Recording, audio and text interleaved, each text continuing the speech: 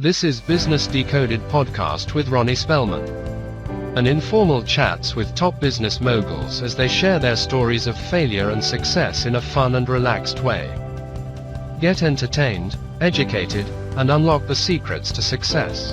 Welcome to Business Decoded with Ronnie Spellman. I have another wonderful friend of mine that I've gotten to know for several years now, Ken Malcolmson. Welcome, Ken, to Business Decoded. Ronnie, can't tell you how much I appreciate the opportunity to interact with you again. It's been a few months. Now, I moved to Texas, and you were one of the first people that I met here in Texas. You're a business guy. You're the president and CEO of the North Dallas Chamber of Commerce, but your history in business is far beyond what you've done here at the Chamber of Commerce. So before we get into what the Chamber of Commerce does and what it is and what it represents, tell me how you got to the Chamber and what was your career like before you joined the Chamber? Great. Well, thank you for asking that question. And bottom line is that I had a 40-plus year career in healthcare, health benefits, health insurance, all with the large insurance companies. And after that career, that career was five different companies in 3 different cities. Oh, wow. And each time I moved away from Dallas, by the way, I always moved back again. And the last time I moved back was nearly 20 years ago, and I never leave again because I'm passionate about this city. But in the latter part of my business corporate career, which was the last 10 years, I was the regional CEO for Humana for the western third of the country. And in that last period of time, I woke up and realized that, there's much more to life than trying to figure out how to increase earnings per share for Humana. Right. And so I spent a lot of time becoming more engaged in the community. And that led me to this passion for not only the city of Dallas, but many of the institutions that are in the city. That is a big role with Humana. Humana is a big organization. What did you do at Humana? What was that like running that big of an operation? Yeah, so I'll even go back further, the early stages of my career. I was with Aetna, Cigna, Express Scripts, a management consulting firm called Towers Perrin, and Humana. And all those years, I was in various leadership roles. At Humana, we were responsible for the commercial division of Humana, and I had the western third of the country, which was very fortunate. Our corporate home base was Louisville, Kentucky, but I was allowed to stay in Dallas and work it out of Dallas since I was much closer to our markets in the West. Right. And we had responsibilities for sales and network and account management and a whole myriad, provider relations, and a whole myriad of other kinds of responsibilities. So you work for all the big players. You mentioned Cigna and all of these big names. I've spent a lot of time with those companies because I managed the benefits operations. It rolled up to my operations within various different companies. And those are great companies. Express Scripts even, that sold a few years ago, didn't it? It sure did. And but when I was at Express Scripts, it was the largest company in the world that nobody had ever heard of. Oh, wow. It was based in St. Louis. I actually lived in St. Louis and ran one of the 3 divisions of the company, and it was just a spectacular experience, but I was missing Dallas, and so I came back to Dallas. I was recruited by Humana to take that role then. Not to diverge too much, St. Louis is a pretty fascinating area. I was there for their Olympic trials a few years ago, and the Arch is just an incredible. The museum underneath the arch is just a fascinating place. If anyone, so historically, in walking through that arch and the museum underneath, historically, the idea that it was our west coast of the U.S. for a long period of time is just amazing. And the historical presence. Gateway to the West. And the amount of history and also things like architecture and culture and arts. St. Louis is a remarkable city. Unfortunately, they've had a lot of economic challenges there. Sure. And I think St. Louis peaked in 1904 when it hosted the Olympics and a World's Fair in the same year. Wow. Yeah, now just a beautiful place there historically. Now, so what took you from such a well-established career in healthcare to becoming part of the Chamber of Commerce? And I suspect you brought so much value just having that business, especially large business experience across the country, to the Chamber of Commerce. But why make that transition? Thanks, Ronnie. So what I found was there's a little bit of a backdrop to this, is that My parents were great motivators for me because they were heavily engaged in the communities that I grew up in Chicago area back in my youth. And so I had those memories of my parents and their engagement in the community. And then I coupled that with an experience. You may know the name Bob Buford, right? The great Bob Buford, one of the great institutions of this city. But Bob has recently passed away. But Bob wrote a book called Halftime. Okay. And Halftime was the subtitle of Halftime was How Do You Go from Being Successful to Being Significant? Oh, and a lot of that had to do with engagement. How did you engage with your community, and how do you serve your community and make a difference? And I had always had that passion for civic engagement. Actually, my college degree was in political science, and so there was always this passion for being involved in the community. And so as a result, when this opportunity came up at the chamber, I thought this was a great opportunity. It's more like a capstone on my business career. That's amazing. So did you grow up in Chicago then? Were you born there? Okay. I was born and raised in Chicago, yeah. And then, but ultimately came to SMU to be, that was my college experience. Oh, that's fantastic. That's how I got to Dallas. That's amazing. So Chicago, another great city. I had an office in Platteville, Wisconsin. Great. And and we pulled a lot of our employees. It's a 3-hour drive, but we pulled a lot of our employees from Chicago. Yeah. In fact, the other day I sent a note to, I don't know if you know Coach Joe Gibbs. One year he's the coach of the Washington football team, and he's a race car driver. We had a partnership at one of my companies with him, and we took all of our employees to Chicagoland for a NASCAR race. Oh, and they absolutely loved it. Now, was this recent? No, it's just a few years ago. Okay, because they recently had, and I couldn't remember if it was F1 or it was stock car. Yes. So, yeah, well, Gibbs Racing is obviously well known, but my memories of Joe Gibbs were the Washington Redskins, and and they won a couple of Super Bowls, if I remember correctly. They did. But my team growing up, if you don't promise not to tell anyone, I grew up in Virginia. My team was the Chicago Bears, the old Chicago Bears, and Refrigerator Perry. And, oh my gosh! That was my team. 1985. It was. Some people say it was one of the best football teams ever crafted. Absolutely. Yeah. But from a business perspective, what service does your Chamber of Commerce provide? I've worked with business leaders, and I have to tell you this: I've had operations throughout the country. And when I go to a new community, either we're setting up an office or I'm getting to know our offices there, the first thing that I do is make that visit to the Chamber of Commerce. So your Chamber of Commerce here in Texas was one of the first that I visited. I'd spoken with a lot of people and asked, what's the best chamber to join? And they mentioned yours. And a lot of companies, I don't know if they fully understand the value of the chamber. But what would you tell those organizations? Why is your chamber important, and why is it important to those businesses? That's great. Thanks. So here's an interesting factoid for you. There are 175 chambers in North Texas alone. Oh, wow. In North Texas region. Okay. And we're often asked this question, how do we differentiate ourselves from that very crowded landscape? And so we basically say, and a Chamber of Commerce is a 501c6, which is in effect a trade association, a membership-based trade association. How we differentiate ourselves is that we basically say that we only do 3 things. We exist to inform, to advocate, and to engage. Right. Those 3 things. And so we do that through an extensive amount of programming. Do 150 events a year. 150? 150 events / meetings per year, which is a remarkable portfolio. But it's been very fulfilling and enriching.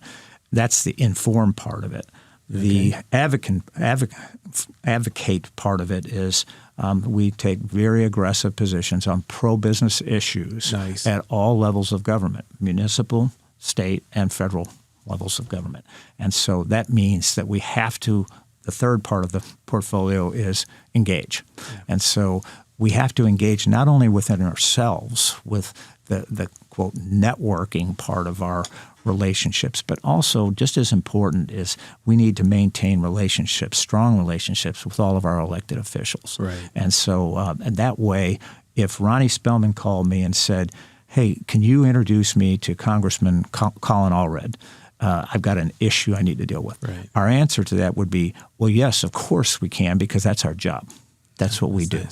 I think a lot of businesses miss that piece. In fact, on one of my other discussions podcasts, I mentioned that piece of it from a government relations perspective. And I tell businesses, if you're not engaged in understanding what's happening from a policy perspective, then you're really missing out, because it takes a lot of people to make this work. And a lot of our elected officials, sometimes they mean no harm in some of the policies, they just don't know. So you have to be engaged in that process to understand what's happening and then be able to give your input and feedback. But if you aren't giving that input and feedback, then they don't know. And they might inadvertently create a policy that doesn't work well for your business. So I presume that's what you're looking out for. But as a perfect example for our listener, I called you, I won't give all the details, recently, because I wanted to speak to one of the mayors and make sure they're involved in this, and you were right there to help. So what you've described isn't something that's just on your website. You actually do it. Yeah, no, you're absolutely right. And I think the point you made prior to that anecdote was, yes, advocacy is critical. And if we don't make our presence and our opinions known, especially when you're dealing with business-related issues, right. and we have to stay in our swim lane. We don't get into all the cultural issues and the culture warfare that's out there and things. We focus what's good for business. Yeah, and you're right. It's important for our legislators and all of our elected officials to be informed, and we help them try to understand specific issues and the impact that they have on business. I recently had a guest that was a Generation Z. And it reminded me of a story, and I had you coming in, so I was thinking through some ideas last night, but I had this young man, and this has been about 10 years ago. I lived in California at the time. Young man, he just graduated from college. I knew him from playing flag football in the community, and I saw him, and he was working at a company that was 100% commission, which wasn't his style. I just thought he could do something different and better. It just wasn't in his nature, being 100% commission. So I invited him to come with me to a few chamber events. And I said to him, come to this event, learn what it's like to be in business from this perspective. You might meet some people that could give you an opportunity in a business that you didn't realize existed. What I also did at the same time is that I convinced him to come and join me as an intern. And here was something that was a great learning experience for me. He joined as an intern, said this will give you a period of time to make a transition. He was building out my new corporate office, so I gave this big project to him. He had no experience in construction. Gave this project to him. He did phenomenally well. What I didn't know is that he had actually learned something from those visits to the chamber. And you know what he did at 22, 23 years old? He learned that he could purchase, one, become active with the chamber, and purchase or receive access to the contact base. So as a part of his transition, he started emailing these CEOs of companies and telling his story. And he ended up getting a job within maybe 2 months of coming and joining my organization in an area as an assistant project manager at a $200 million construction company. I was so proud of him. But the lesson was the chamber creates a community. It creates a community of leaders, creates that relationship building that you mentioned. But tell me more about that concept. Yeah, no, that's the engagement part. And, through all these programs and events that we conduct, that through all of those, people have an opportunity to connect. I'll give you a great example. During the pandemic, everybody had to convert to virtual meetings, right? And we maintained our same pace of meetings.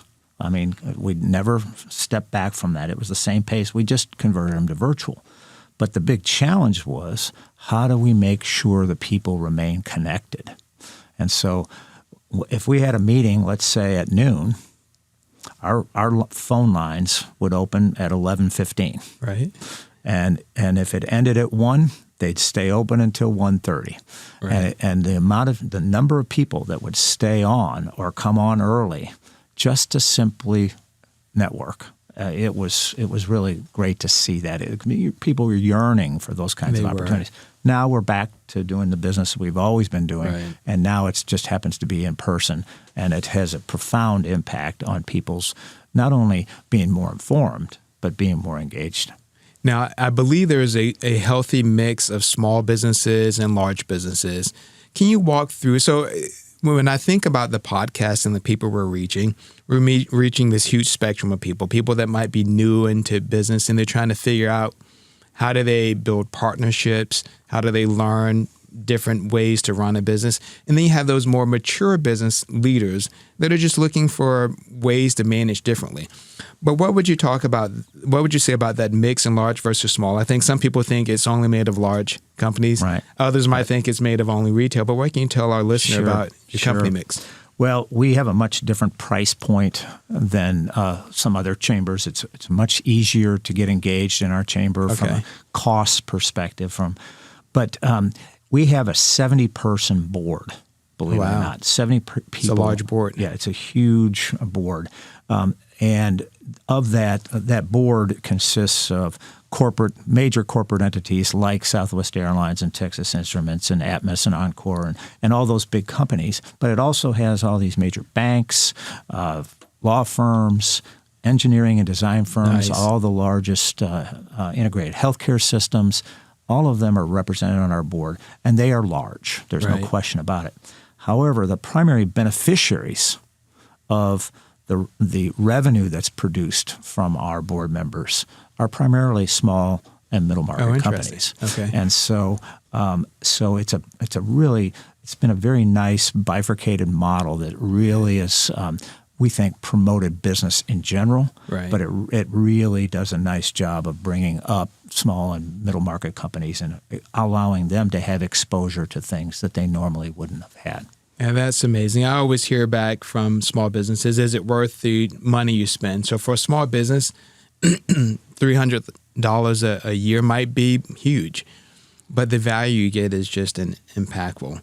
Yeah. So that's pretty neat to hear kind of that diversity. What's also pretty cool is that, so when I moved here, I needed to find a marketing agency for one of the companies that I was looking to help grow. My first call to the Chamber of Commerce. And I think they sent me a list of 2 to 3 people and businesses that were really active members that they felt like would be a good fit. Those are the kinds of resources that I thought of it because you mentioned the bank. So if someone is in business and they're looking for financing, you can put them in touch with the right business, which is incredible, right? And cross markets too. A small business can be connected to a large entity and help, and they can help one another. And so, no, there's no question about it.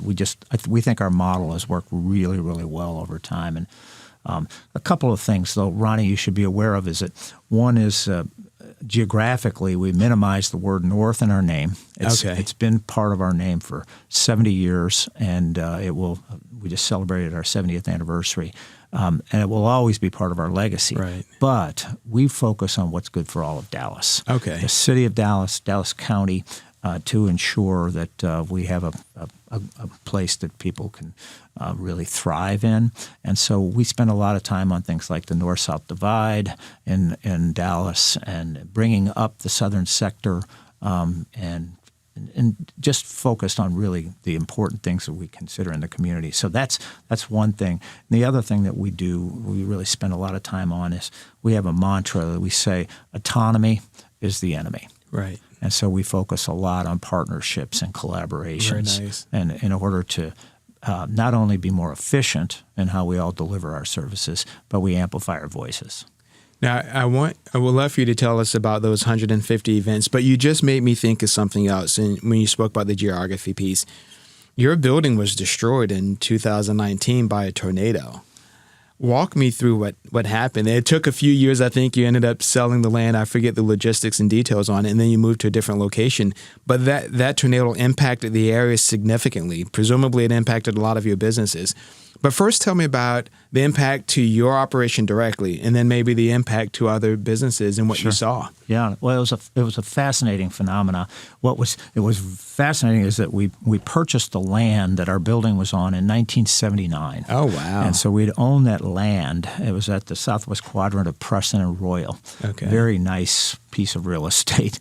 And we had a building that had become almost derelict, and so we tore the building down, and we built a brand new building there. And it was just exactly. So you had just built this new building before the tornado. Oh, wow. It was a year and a half old, and it was a beautiful building, and everybody loved it. And so the tornado comes through in October of 2019, takes it completely down. And so we ended up assessing the marketplace, and we ended up selling the remnants of the building along with the land to another developer, and we took the proceeds from that, along with the insurance proceeds, and in addition to paying off our mortgage, we ended up creating an unrestricted endowment, which we now actively manage those assets and utilize the proceeds from that to help offset our current real estate expenses, which are now in a lease arrangement in an office building and on southern frontage road of LBJ Freeway. So it was a fascinating time. It actually worked out. If you can say a tornado is a good thing, it actually worked out really well for us. It put us in a much different financial position, and we just we just kept on moving right on through the whole thing. So Ken, what was that call like? Now, was it the middle of the night call saying, "Ken, I have some news for you"? Well, we knew it was pretty devastating, but we didn't know how devastating it was. And we had one of our staff members who had a big truck that got in through the police barricades and everything else and got to the building by, I think, about 4:30 or 5 a.m. Oh, wow. And so he was on site right away and immediately giving us feedback on and sending us pictures and things like that. And I didn't get there until probably 8:30 or 9 a.m. Right. And when I got there, there's a great anecdote around that as well. When I got there, we're kind of going through some of the remnants and going through glass and everything else. And all of a sudden I see this entourage coming up to the building.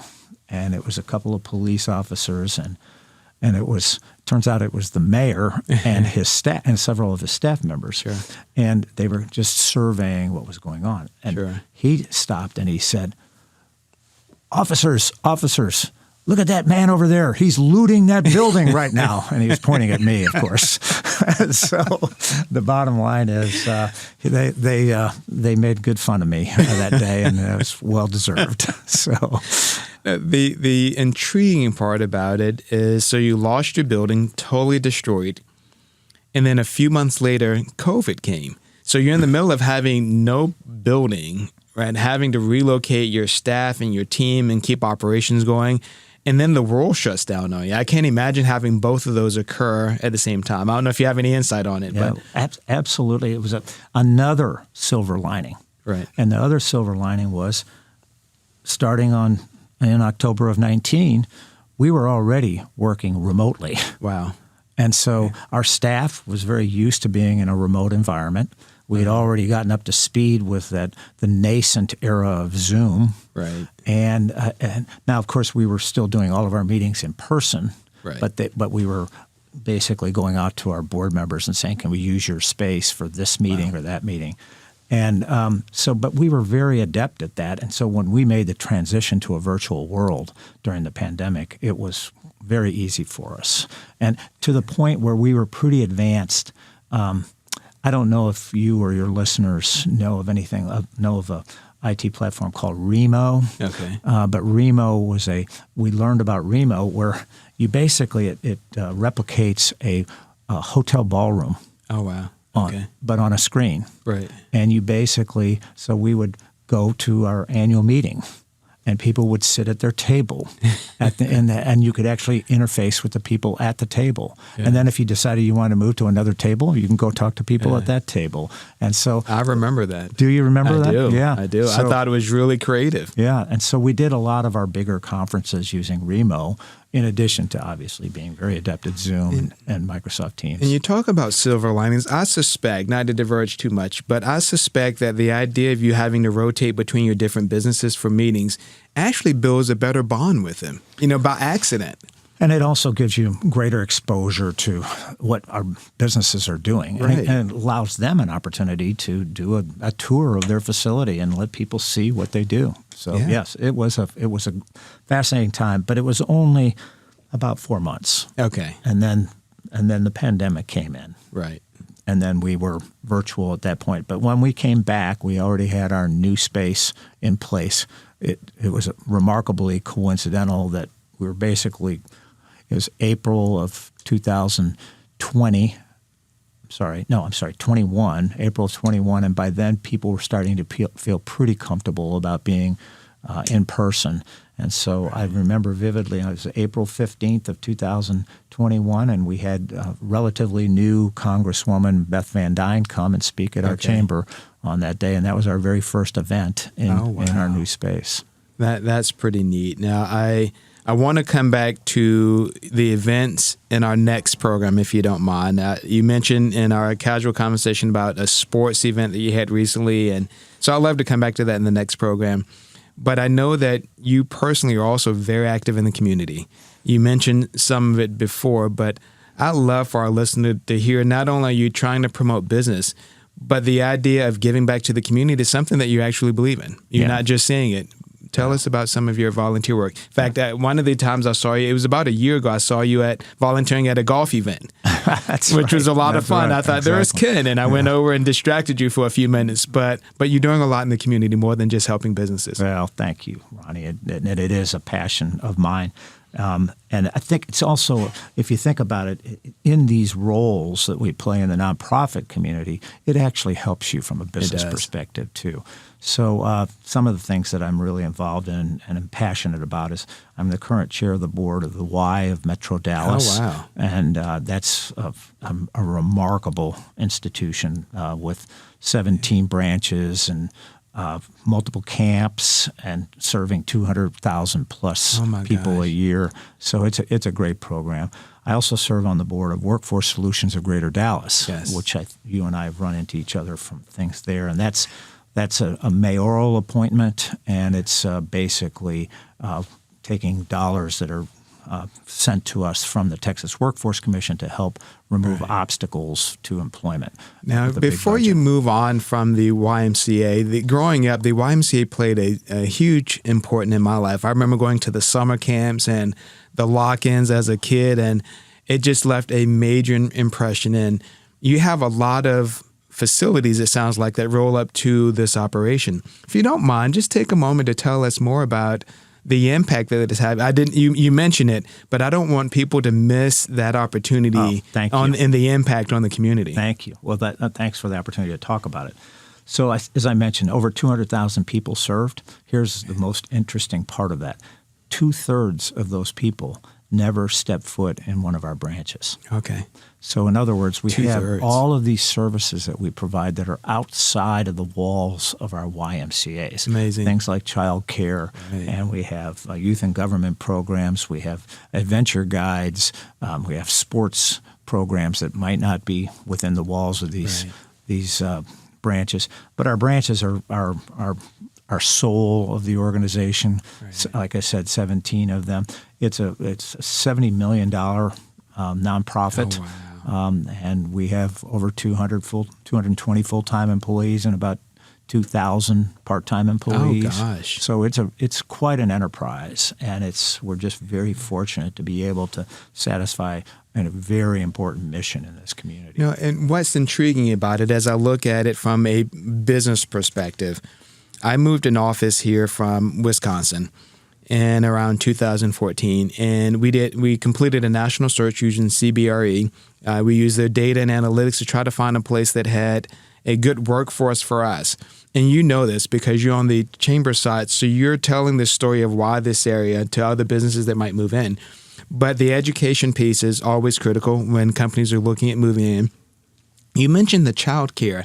I think having the kind of systems in place that give a company's employees options to help them, like child care, is important. So you mentioned that, and it just sort of stood up for me. I don't know if people look at the YMCA and think, oh, there's a child care option. They might think of swimming in their swimming pool, but there's a lot that's provided to the community, including the child care. We like to say we're not just a swim and gym. Right. We're way beyond that. And most of our child care is after school child care, and it really has a profound impact in multiple school districts on helping parents deal with that after school situation before they can come and pick up a child. But we also have a myriad of other programs that are just great. It's interesting that you say that because in that workforce solutions role that I play, the vast majority of our budget each year, and it's a large budget, that the vast majority of those dollars, nearly 80%, go to child care. Oh, wow. And in order to ensure that people don't have that obstacle relative to employment. Right. So the other part of it goes to upskilling and some transportation and then educational partnerships with Dallas College. You're doing a lot then across the full spectrum of activities to help businesses succeed, whether it's helping their employees find childcare options to helping employees figure out how to transition from a skill perspective to find jobs. And that's actually commendable. I know we're near the end of our time, but what's next for the Chamber? What have you mapped out as the next phase for the Chamber of Commerce? Well, thanks. We're basically we feel like we have a really nice rhythm right now, and so we're spending a lot of time on some advocacy issues right now. We do candidate forums, by the way, so we're in the midst of the candidate forum season for the general election coming up here in November, and we'll get into municipal elections next spring. And the nonpartisan races. So those are keeping us busy. But we also do. You asked earlier, Ronnie, what does our programming look like? We do a monthly leadership briefing where we bring in a leader from the community. We do civics for business events. We have everything from a Southern Dallas bus tour that we do. It'll be our 4th annual coming up here on October 8th. But the other kind of the real important thing that we do is we do 14 major conferences per year, and they fall into the major categories that you might suspect they would, like healthcare and education, aviation. Our big aviation conference is coming up here in November that will feature Bob Jordan, the CEO of Southwest Airlines, with Scott McCartney, who's a former Wall Street Journal aviation writer who coincidentally lives here in Dallas. And we have our big Transportation Crossroads Conference, our annual meeting and energy forum, our annual Economic Outlook and Real Estate Conference, and I could go on and on. Nice. It's a great portfolio. And so that's the rhythm that we're on right now, and our job is to ensure that we get the highest quality, most informative, most insightful speakers that are incorporated into each of these curriculums. That's amazing. So you've had a very successful career in healthcare, 40-plus year in healthcare, and you're serving at one of the largest chambers of commerce in the country as the CEO. What quick business tips would you give our listener on helping them to achieve success? Well, so if it doesn't sound too preachy, I do give talks on this topic a lot, and I typically bring it back to business quotes and some of my favorite business quotes. And so really it boils down to, I think I'll just hit on a couple. One is the famous Fred Smith, the founder of FedEx. My favorite quote of his was, "The main thing is to keep the main thing the main thing." And in other words, let's not lose sight of the big picture. Right. Let's be more strategic as we think through things. The other is that I also subscribe to a mantra that I had early in my career with Aetna, and it was show up on time, dress to play. Right. And the point there is half of the battle is just showing up. Right. Just be there. Right. Just engage. Just be part of the community. And then the other one was that Mike Rawlings, our former mayor here in Dallas, he had a great line that I often use. He said, "There's two kinds of people in the world. There are complicators and there's simplifiers." And he would always ask, "Which one do you want to be?" Right.